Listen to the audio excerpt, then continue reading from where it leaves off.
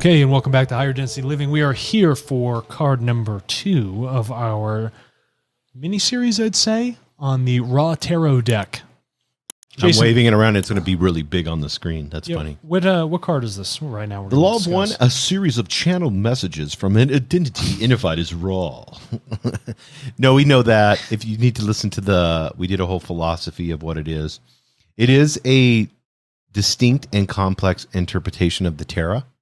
So people need to understand that. But in this context, card 2 is referred to as the Potentiator of the mind, presenting a profound layer of symbolism that extends beyond traditional tarot interpretations. In this post, we're going to explore the depths of card 2. We're going to get into the depths, like the Titanic submarine depths. Is that too soon? Too soon, everyone? You take your Logitech controller somewhere else, Jason. Exactly. Yes. We're not sailing that ship with that thing. Exactly. Within the Law of One Tarot, card 2, the Potentiator of the mind represents the unconscious foundation from which consciousness is activated. So card 1 was the beginning, the spiritual journey, looking at the possibilities, that anything is possible. This one is where things are starting to move. It's getting activated. Equivalent, the conventional tarot deck, many people know this as the High Priestess card.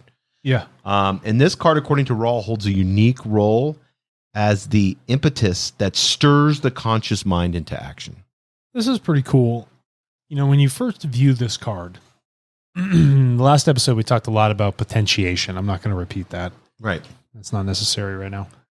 But I really want to describe the card and just interpretations off the cuff. Okay? So the very first thing that you notice, and you talked about the foundation of the subconscious or the unconscious, right? Where's this person sitting? On a throne in between two pillars. Right. Pretty stable, right? For them to sit. Yes. Now, these two pillars, okay, pillars are what? What do pillars do? They're supportive. They hold things, the fabric of the building. Yeah, but this potentiator, they handle loads. This potentiator, this person, this woman, is not sitting on the outside of them. She's not sitting to one side. She's just directly in between both. Right. So she has a secure foundation on both sides of her. All right. Now, something that may confuse is that the pillar, the white pillar, when we look at it, it's on the left-hand side. Right. But this card should not be viewed as us as a third-party observer. Observe it from you sitting on that throne in between both. Yes. Then you find out that that white pillar is on the right-hand side, a potentiating, lighting path. Knowledge, wisdom, experience, all those things can be found on that right-hand path. Right. Now, she's half covered in a shroud across her shoulders. It's not covering both. The first side to be exposed is the left side, that receiving side, that uninitiated negative polarity side over there, that's the first one's exposed to the skin. It's on there. But the one that is being pulled off, the shroud being pulled off, is towards the right. The potentiation is happening, the removing of that shroud. Right. But what does not get removed, if you notice in the card, is the veil over the face. What are we doing? All we try and do is pierce this veil into the timelessness of creation. But it is still here. You can still see her eyes, but there is something in front of it that still masks that deeper, more timeless truth that sits on the other side, correct? And let's take it a step further. What is she wearing on her head? Crescent moon. Very interesting. It's not full, is it? The moon, in the darkness, the smallest amount of light begins to be shown. But it's on her head. It's not on her chest. Right. It's not on her feet. It's at the crown. Right. In that crown area is where that light in the darkness starts to show, the softest light. It's not the full wisdom of the sun, right? It's not that grand magnificence. It's that more gentle, more subversive amount of light that comes off of the moon. It is the reflection of sunlight, but it's just starting to grow on her crown. I love that. You feel that? Good. Yes. It is that crescent moon. As she is removing the shroud, all of these things are mirroring each other. Do you see the balance? Yes, that's so good. What does this mean to you when you see this? I mean, there's a lot of different representations on it. It is representation of unconsciousness in its potent raw form. Also, this is the seat of potential, ready and available, waiting to be realized and utilized by the conscious mind, which the conscious mind is the matrix of the mind, which was the first card. Sure. So when we view this, we can see the unconscious depth. And this card represents the deeper aspects of the mind that are not in immediate awareness. It is the fertile ground from which consciousness springs. It's kind of a spiritual instigator. That's kind of cool you say that. Fertile ground. Yes. The shroud, which she's pulling off, what's on the shroud? Yeah, it's the grapes. Yes. Grapes. Yes. It's the fertile, it's the fruit, right? That's what's occurring right there is she's literally separating that wheat from the chaff. Yeah, and I also look at it as the undercurrent that nudges the mind towards growth and spiritual development. So, we all have that. Some of us have a bigger catalyst than others. If you're listening to this podcast, you probably have more of this undercurrent than someone else. It doesn't mean that you're any less or more. You're just evolving in this meat suit right now in a spiritual direction. But I like the word undercurrent because there's no less or more or bad or good. It's just everyone has a different undercurrent. And also I look at card 2 in the sequence, the potentiator of the mind. We can see in our spiritual journey a deeper layer, a dynamic relationship with consciousness. So this card embodies the reciprocal relationship between the unconscious, the potentiator, and the conscious, the matrix. It hints at the dance between these two aspects of the mind and our evolutionary path. So it's a dance of the unconscious and the conscious. This is really cool. If you looked at the first card from the first episode we did, the figure, the human, has its feet firmly rooted on the ground. Now, in the sitting position, yes, on this foundation, as it begins to potentiate, the feet are lifted. Do you see this? Yes. Do you realize that the feet don't touch the ground? Right. There's an elevation occurring. There's a removal from that physical for a moment as you potentiate into the mind. And I think that's the activation of spiritual potential. So as the potentiator, this card symbolizes the activation of the latent spiritual potential within us. So cool. Serving as a catalyst for our journey towards enlightenment and unity with the divine. And for me, when I look at this card, it's kind of empowering. How so? It's kind of like I enjoy having my free will. And it can fuck me up, in a lot of different scenarios. But I like that I'm sitting between the two pillars. Do you know what I mean? I'm making the decisions. I'm not a puppet. I'm not some spiritual puppet being used or manipulated by some cruel higher power. I can get up off this chair and go anywhere I want when I want. I can go to the right-hand path. I can go to the left-hand path. There is no force dragging me anywhere here. No. This is all up to my will. So my will makes the decision. Do I want to go and, do I want to go to the right path, the left path? Do I want to have service to self, service to others? So that's what I really like it. And we talked about this before, and I kind of want to get into this again, is the meditation of the card. And I like asking you these questions because you're always so good and deep with answering them. When we look at exploring the unconscious, what do you think like unconscious beliefs, patterns, and even potentials could be when we look at the unconscious? Not just for yourself, but for humanity. How much of us, what an idiot. How many of us will do things in automatic response? Oh, yeah, 100%. And sometimes... Why fight or flight is automatic. Okay. And sometimes with this, you can become frustrated with these automatic responses. But they're there. You weren't conscious of what was happening, but they are occurring. I'm not conscious of the cellular interactions that are happening in my body, but they're there. I recognize that other people are living on planet Earth, but I'm not conscious of every action they're doing. Right. But I'm aware of the outcomes if they affect me. Yes. And so when you think about this unconscious all of these things, all of these probabilities are occurring. Tons of them all at once. You become conscious of them when you either choose through your own action to jump into that line of probability, and then the unconscious thing you become aware of, or it hits you without you even realizing it. And that's a lot of what happens in society today. We're like, well, how did that happen? That seems unlikely. Well, no, it's extremely likely.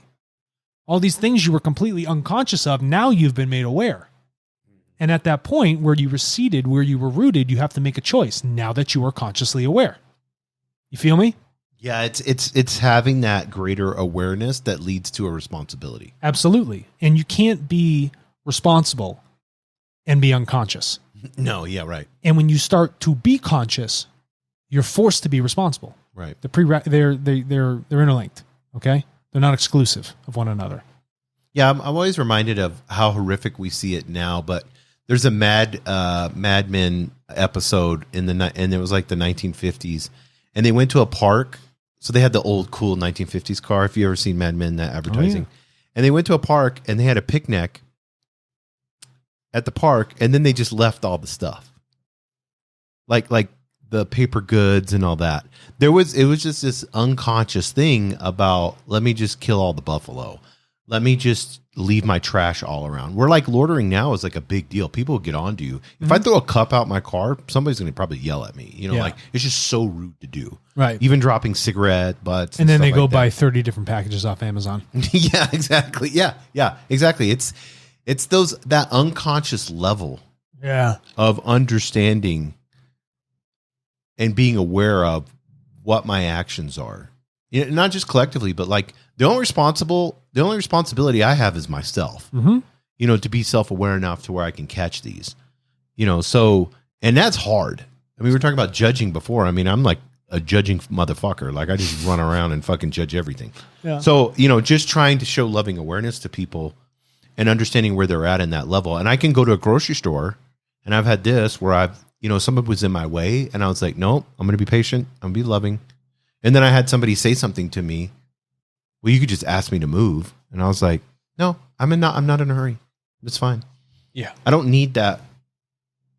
I don't need that bad enough to where I have to disrespect you as a human. I love when people push me at the store. And I say, listen, you're clearly in a rush. Mm-hmm. By all means. Yes, exactly. Now that you have my attention, go ahead. Yeah, that's service to others. You know, I mean, having that response, and Jesus was quick to that response, you know, and that's what I love about his fourth density example. So bringing this greater awareness, I want to ask you this, invoking spiritual activation, because that's part of the card. What is the potentiation of your own spiritual journey? And I'm going to use a biblical term, but I love it. It's the calling forth your deeper potential, like calling it forth. You see what I'm saying? That's a creative type word. Many people try to call forth these things with external substances. DMT, THC, MDMA, fentanyl, dissociatives, ayahuasca, alcohol. They sometimes say this is the thing that has kicked off their spiritual journey. Okay. You're not really potentiating the mind because the mind hasn't done the work to really step to that point or make a choice. You are grabbing these external things, telling them to have an influence on you, rather than introspectively saying, I'm going to make a choice, find out where I need to start, find that responsibility, remove myself from the unconsciousness, and start to become conscious. These outside things do not remove you from that. I can still do drugs and be totally fucking unconscious. Right. I can be so disassociated with life and myself and be unconscious. That does not actually potentiate the mind. But a lot of society thinks that they can potentiate with these external things. Potentiation of the mind happens internally. It's the mind. It is not the body. You need to potentiate the mind.